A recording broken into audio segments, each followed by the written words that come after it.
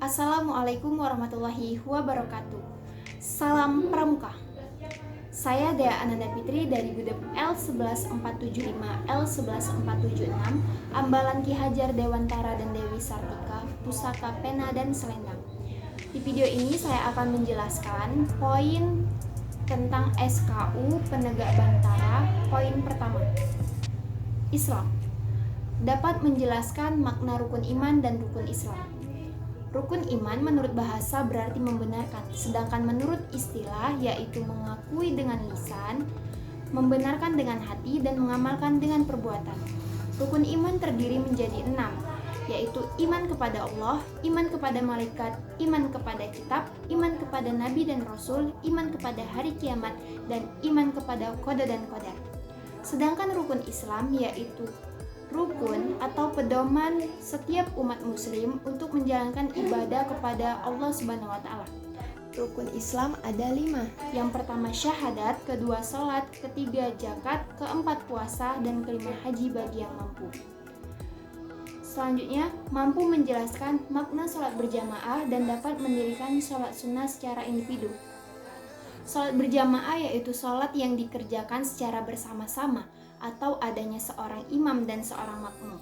Sholat berjamaah ini lebih utama daripada sholat sendirian karena pahalanya lebih besar. Selanjutnya sholat sunnah. Sholat sunnah ada banyak. Contoh sholat sunnah ini yaitu sholat sunnah duha, sholat sunnah tarawih, sholat sunnah tahajud, sholat sunnah rawatib, dan masih banyak lagi. Sholat sunnah ini yaitu sholat sunnah yang bila dikerjakan mendapat pahala dan bila ditinggalkan tidak berdosa. Selanjutnya, mampu menjelaskan makna berpuasa serta macam-macam puasa. Puasa artinya menahan, yaitu menahan diri dari segala sesuatu yang mampu membatalkan puasa, seperti hawa nafsu. Nah, puasa ini ada berbagai macam, seperti puasa sunnah, puasa wajib, dan puasa kafarat atau puasa hukuman. Selanjutnya, tata cara menyelenggarakan jenazah. Dalam mengurus jenazah itu merupakan kewajiban kita sebagai seorang muslim. Nah, kewajiban tersebut ada 4. Yang pertama, memandikan, kedua mengafani, ketiga menyolatkan, dan keempat menguburkan. Dapat membaca doa ijab kabul zakat. Doa ijab kabul zakat yaitu nawaitu an uhrija zakatal fitri an nafsi fardalillahi ta'ala. Artinya, sengaja aku mengeluarkan zakat fitrah pada diri saya sendiri fardu karena Allah Ta'ala. Dapat menghafal minimal sebuah hadis dan menjelaskan hadis tersebut. Hadis tentang menuntut ilmu. Bunyinya yaitu An Anas bin Maliki radhiyallahu anhu qala Rasulullah sallallahu alaihi wasallam Man kharaja fi talibi ilmi kana fi sabilillahi hatta yarji'a. Rawahu Tirmidzi. Artinya, dari Anas bin Malik radhiyallahu anhu berkata, Rasulullah shallallahu alaihi wasallam bersabda, orang yang keluar untuk mencari ilmu, maka ia berada di jalan Allah hingga ia kembali. Hadis riwayat Tirmidzi. Selanjutnya, poin kedua, berani menyampaikan kritik dan saran yang membangun dengan sopan dan santun kepada sesama teman. Nah, kritik yang dimaksud adalah sesuatu tanggapan atau pendapat kita terhadap suatu hal yang menurut kita itu kurang pas atau kurang benar. Nah, cara penyampaian kritik ini tidak boleh sembarangan karena kita juga harus memberikan kritikan yang sopan agar seseorang yang mempunyai pendapat tertentu tidak sakit hati. Selanjutnya, saran. Saran adalah suatu solusi yang ditujukan untuk menyelesaikan suatu permasalahan yang sedang kita hadapi. Nah, apabila kita punya saran, itu sebaiknya kita sampaikan dengan cara yang sopan ataupun santun. Selanjutnya, dapat mengikuti jalannya diskusi dengan baik. Diskusi adalah sebuah pertemuan yang dihadiri oleh 2 orang atau lebih. Diskusi ini bertujuan untuk menyelesaikan sebuah permasalahan.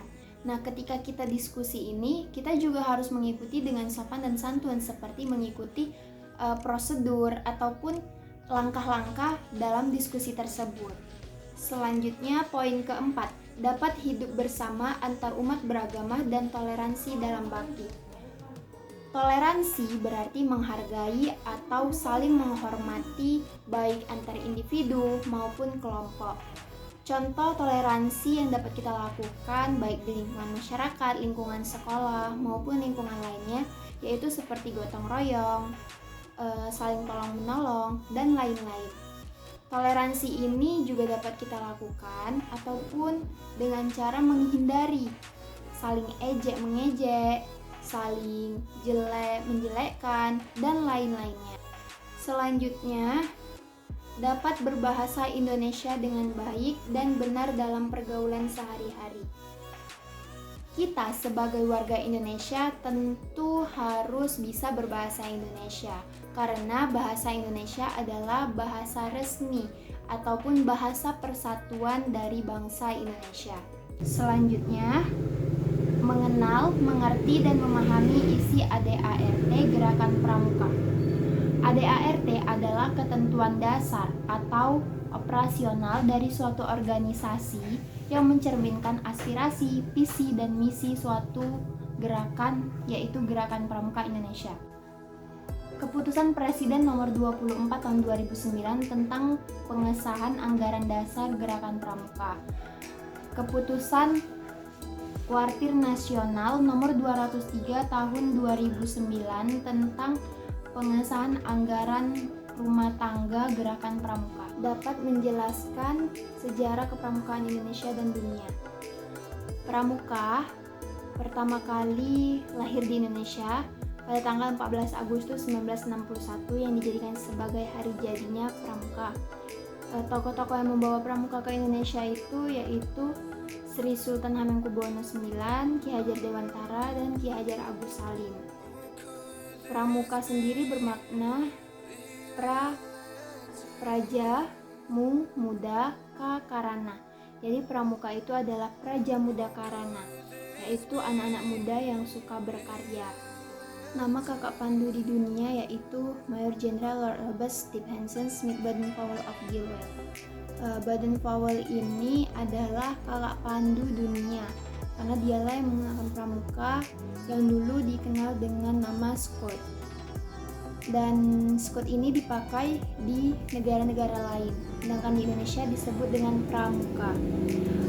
Kemudian adik dari Baden-Powell ini yaitu Agnes adalah tokoh pertama yang menjadikan bahwa kepanduan itu bisa digerakkan oleh seorang wanita.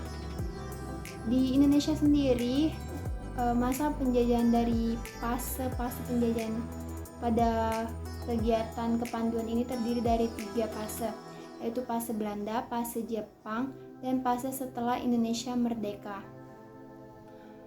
Kemudian perkemahan pertama dari Jambore dilaksanakan pada tanggal 25 Juli 1907.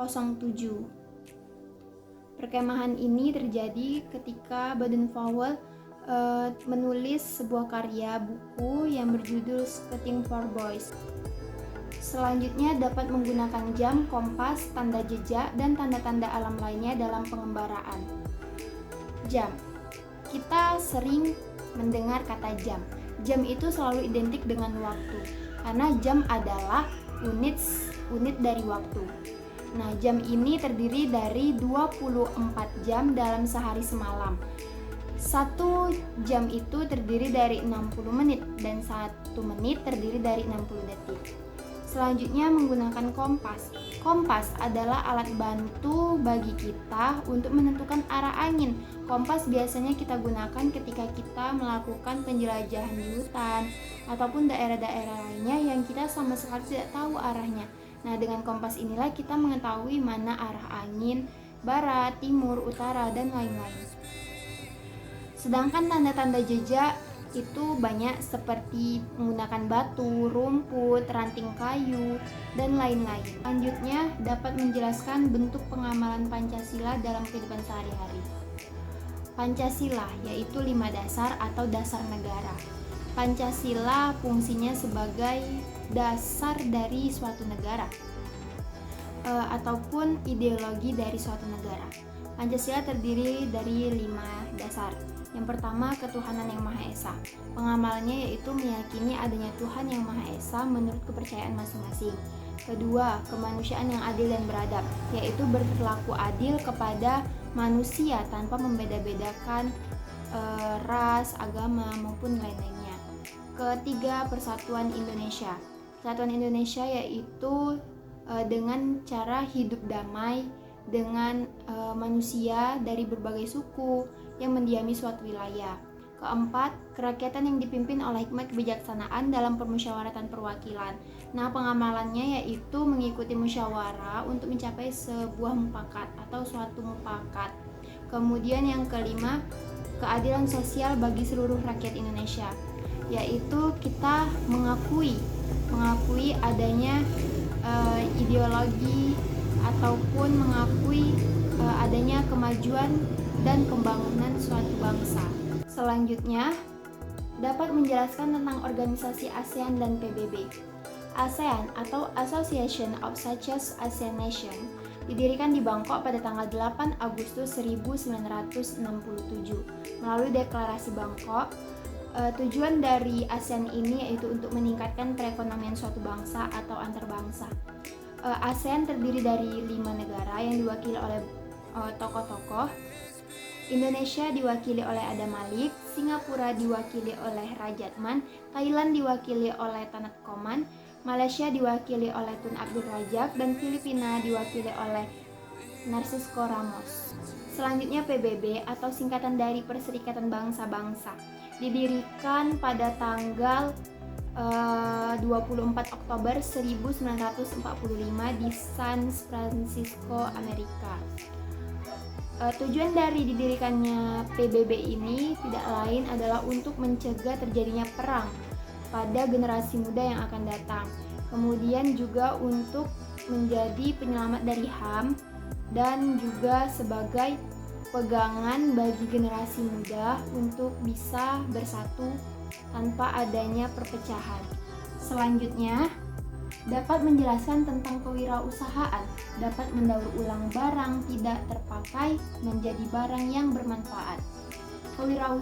Kewirausahaan adalah sikap atau juga perilaku kita yang mampu berani mengambil resiko dan berpikir kreatif serta berkembang untuk mewujudkan inovasi-inovasi baru. Kemudian mampu mendaur ulang barang. Barang yang dapat didaur ulang ini banyak, karena barang yang dapat didaur ulang yaitu barang yang dapat diambil kembali fungsinya, seperti mendaur ulang botol-botol bekas maupun mendaur ulang plastik-plastik yang ada agar tidak menjadi pencemaran terhadap lingkungan. Selanjutnya, selalu berolahraga, mampu melakukan olahraga renang, gaya bebas, dan menguasai satu cabang olahraga tim. Nah, untuk olahraga renang itu ada banyak gaya. Selain gaya bebas, ada juga gaya kupu-kupu, gaya dada, gaya punggung, dan lain-lain. Kemudian untuk cabang olahraga tim ini seperti bola voli, bola basket, sepak bola, futsal, dan lain-lain. Selanjutnya, dapat menjelaskan perkembangan fisik laki-laki dan perempuan. Nah, untuk perkembangan fisik laki-laki ini biasanya dimulai ketika ia beranjak usia remaja atau masa pubertas.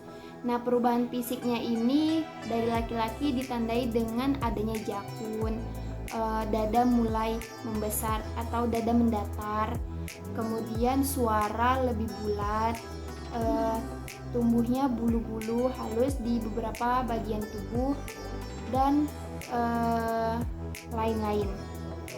Selanjutnya untuk di perubahan fisik perempuan itu seperti tumbuhnya payudara, kemudian menstruasi, tumbuhnya bulu-bulu halus di beberapa anggota badan.